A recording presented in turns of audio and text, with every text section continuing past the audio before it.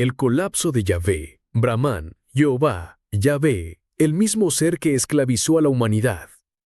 En la más profunda oscuridad del llamado umbral grueso, donde las almas atormentadas vagan en agonía, un acontecimiento sin precedente resuena en los reinos espirituales, el colapso del Dios bíblico Yahvé, figura central en la tradición judeocristiana. Yahvé, antiguamente proclamado Señor de los ejércitos, ahora se presenta como una sombra de sí mismo, deslizándose hacia un estado de semiconciencia, similar al de los muertos vivientes. Sus propios ángeles caídos, antaño guerreros celestiales, observan impotentes su declive, como centinelas de un reino que ya no conserva su gloria. Las antiguas escrituras ya negaban señales de contradicción. Yahvé fue descrito como justo, pero también como terrible y vengativo. En la Biblia, ordenó la destrucción de los cananeos, amorreos, hititas y jebuseos, perpetrando masacres en nombre de su santidad. Deuteronomio 7 de 1 al 2. Ordenó el exterminio sin piedad de hombres, mujeres, niños e incluso animales. 1 de Samuel 15:3. La promesa de la tierra prometida quedó teñida de sangre. Lo que se revela hoy es que tales semillas de violencia no podían quedar impunes ante las leyes espirituales más universales. Siglos después, Jesús lo dejó claro. Todo lo que el hombre siempre, eso también cosechará. Y Buda, en su silenciosa lucidez, repitió el mismo principio. Todo lo que sale de ti, vuelve a ti.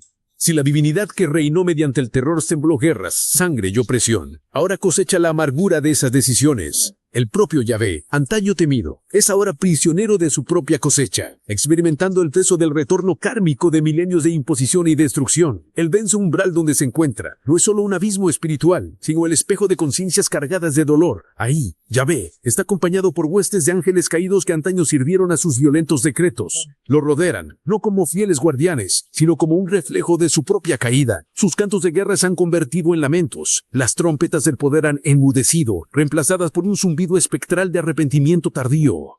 La imagen de Yahvé derrumbado contrasta con la sencillez de las enseñanzas de Jesús, quien predicaba el amor, el perdón y la compasión incluso por los enemigos. También contrasta con la serena indiferencia de Buda, quien enseñó que todo dolor surge del deseo y la ignorancia. Si la divinidad que reinó mediante el terror sembró guerras, sangre y opresión, ahora cosecha la amargura de esas decisiones. El propio Yahvé, antaño temido, es ahora prisionero de su propia cosecha, experimentando el peso del retorno kármico de milenios de imposición y destrucción. El denso umbral donde se encuentra fue solo un merismo espiritual, sino el espejo de conciencias cargadas de dolor. Ahí, Yahvé está acompañado por huestes de ángeles caídos que antaño sirvieron a sus violentos decretos. Lo rodean, no como fieles guardianes, sino como un reflejo de su propia caída. Sus cantos de guerra se han convertido en lamentos. Las trompetas del poder han enmudecido, reemplazadas por un zumbido espectral de arrepentimiento tardío. La imagen de Yahvé, derrumbado, contrasta con las sencillas de las enseñanzas de Jesús, quien predicaba el amor, el perdón y la compasión incluso por los enemigos. También contrasta con la serena indiferencia de Buda, quien enseñó que todo dolor surge del deseo y la ignorancia.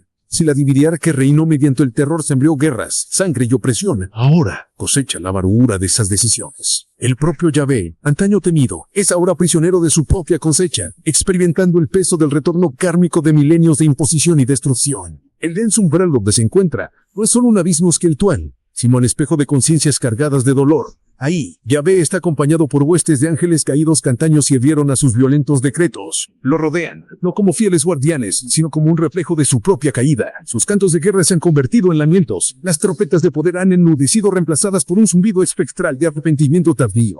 El denso umbral donde Yahvé se encuentra no es solo un aviso espiritual, sino que el espejo de conciencias cargadas de dolor. Si te gustó este contenido, dale me gusta, comenta, comparte. Muchas gracias.